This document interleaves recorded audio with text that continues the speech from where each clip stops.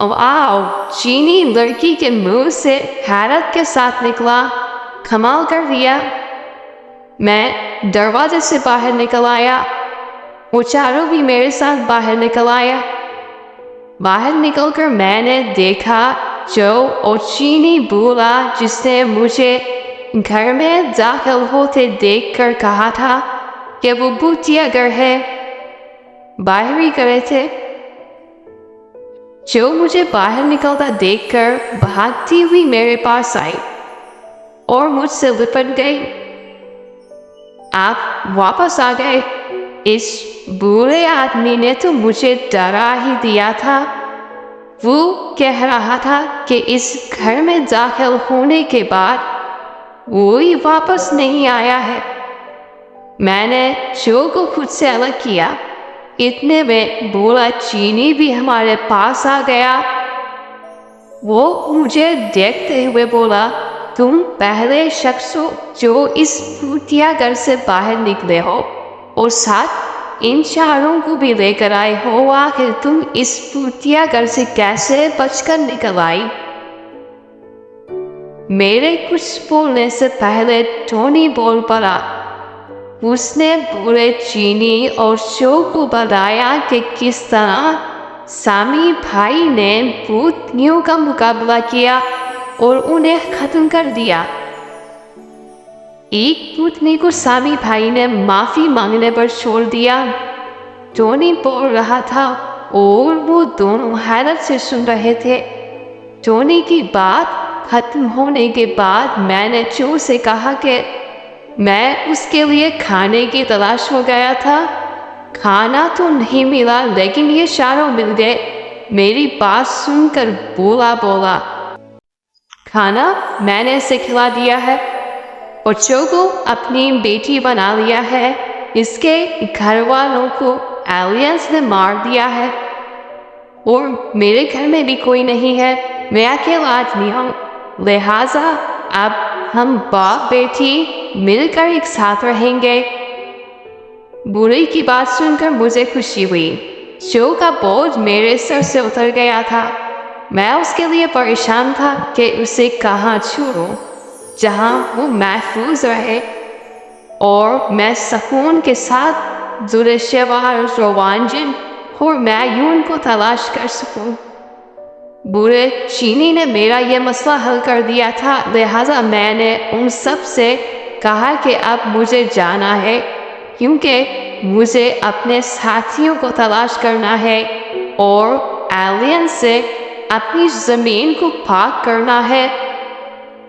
मेरी बात सुनकर शो बोली कि वो भी मेरे साथ चलेगी, लेकिन मैंने उसे समझाया कि मेरे साथ चलने में बहुत खतरा है, इसलिए बेहतर यही है कि वो बुरे चीनी के पास छूट जाए। शो जिद करने लगी मेरे साथ चलने के लिए, लेकिन मैंने उसे सख्ती से मना कर दिया कि मैं उसे साथ नहीं ले जा सकता। वो रोने लगी। मैं तीनों लड़कों और लड़की के अलावा शो को रोता हुआ बुरी चीनी के पास छोड़कर आगे निकल गया। मैं चल रहा था, रास्ता कट रहा था, लेकिन अब तक मुझे ना ही एलियन नजर आए थे और ना मेरे तीनों दोस्त। काफी देर हो गई थी मुझे चलते हुए और अब मैं एक खुले मैदान में खड़ा था। मैं मैदान का जायजा ले रहा था कि अचानक मुझे महसूस हुआ कि कोई साया हवा की तरह मुझे छूता हुआ गुजरा है। हवा में भी अचानक तेजी आ गई थी। अभी चंद लम्हों पहले कुछ भी नहीं था, हवा भी नॉर्मल ही चल रही थी, लेकिन यह अचानक ही तब्दीली बता रही थी कि कुछ गड़बड़ है। मैं संभल कर अपनी जगह पर खड़ा हो गया।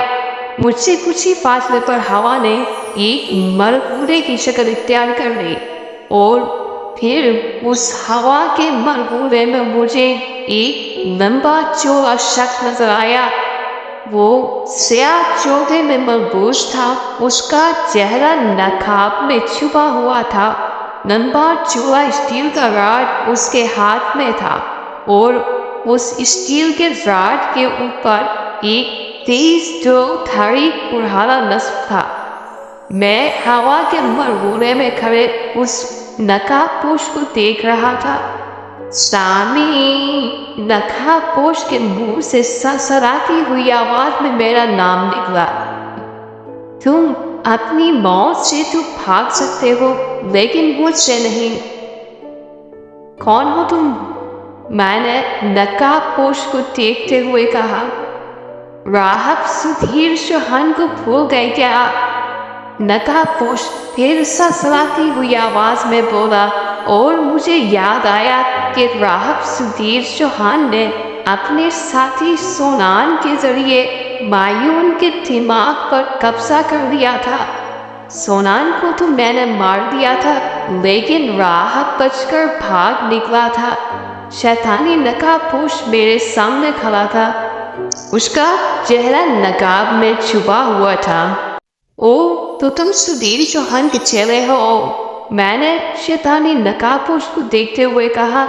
हाँ, मुहा शैतान ने हमें उसकी गुलामी में दिया है।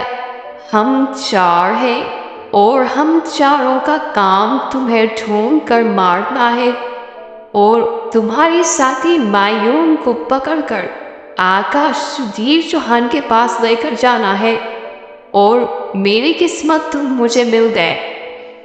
आप अपनी मौत की तैयारी कर लो। तुम मेरे हाथों आज मारे जाओगे। कितना कहकर शैतानी नकाबपोश खामोश हुआ।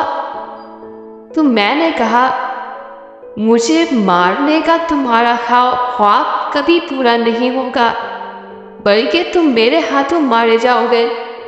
ओ, कितना घमंड है तुम्हें खुद पर, शैतानी नकाबपोश बोला। और इसके साथ ही उसने अपने कुल्हाड़े से मुझ पर वार किया। मैं एक तरफ हो गया। शैतानी नकाबपोश का कुल्हाड़ा एक बड़े से पत्थर पर पड़ा और मैंने देखा कुल्हाड़े से बड़ा सा मजबूत पत्थर कई टुकड़ों में तकसीम हो गया। शैतानी नकाबपोश ने दूसरा वार किया। इस बार उसका कुल्हाड़ा मेरे सीने पर पड़ा। एक जोरदार आवाज पैदा हुई। कुल्हाड़ा शैतानी नकाबपोश के हाथों में झुनझुना उठा। शैतानी नकाबपोश ने देखा कि उसका कुल्हाड़ा मेरे जिस्म का कुछ नहीं बिगाड़ सका है। उसने तीसरा वार किया। उसका बड़ा सा दोधारी कुल्हाड़ा मेरे सर पर पड़ा। वही जोरदार आवाज पैदा हुई। यूं लगा जैसे किसी सख्त हाथ से कुल्हाड़ा टकराया हो। लेकिन इस बार मैंने उसका कुल्हाड़ा अपने दोनों हाथों से पकड़ लिया और जोर आजमाई करने लगा। शैतानी नकाबपोश कुल्हाड़ा छीनने के लिए शैतानी नकाबपोश भी काफी ताकतवर था। वो पूरी कुव्वत लगा रहा था अपने कुल्हाड़े को मुझसे छुड़ाने के लिए, लेकिन मैंने उसके हाथों से कुल्हाड़ा छीन लिया। अब उसका कुल्हाड़ा मेरे हाथों में था। तो आकाश सुधीर चौहान ने ठीक ही कहा था कि तुम्हें मारना आसान काम नहीं है। तुम अमर हो चुके हो, लेकिन मैं तुम्हें मार कर ही दम दूंगा। तुम अपनी पूरी कोशिश कर लो, लेकिन नाकाम ही रहोगे, मैंने कहा और साथ ही शैतानी नकाबपोश पर उसी से छीने हुए कुल्हाड़े से वार किया।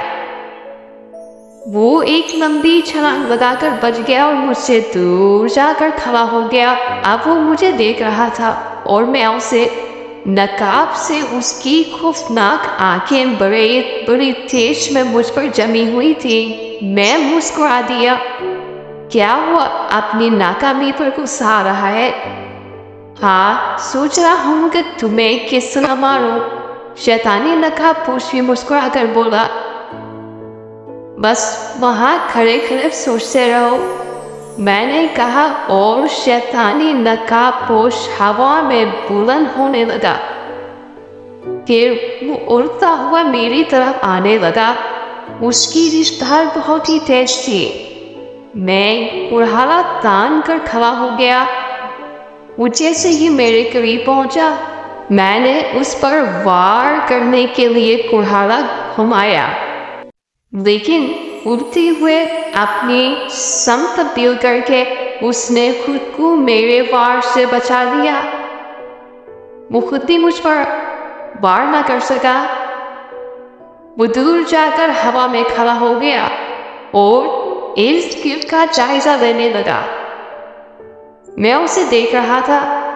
ارد گرد کا جائزہ لینے کے بعد میں نے دیکھا اس کی آنکھوں میں شیطانی مسکراہٹ ابھر آئی تھی۔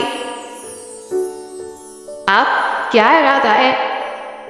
میں نے شیطانی نقاب پوشی شیطانی مسکراہٹ کو نہ سمجھتے ہوئے اسے دیکھتے ہوئے کہا، میں سمجھ گیا ہوں کہ میں تمہیں مار نہیں سکتا۔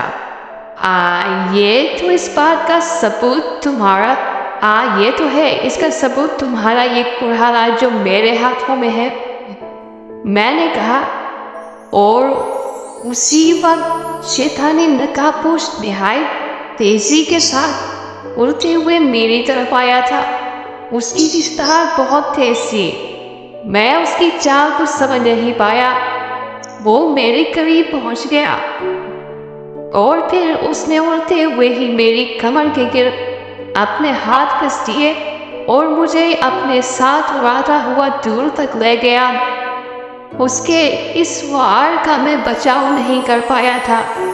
وہ مجھے اپنے ساتھ اڑاتا ہوا لے جا رہا تھا اور پھر اس نے ایک جگہ کر مجھے چھوڑ دیا۔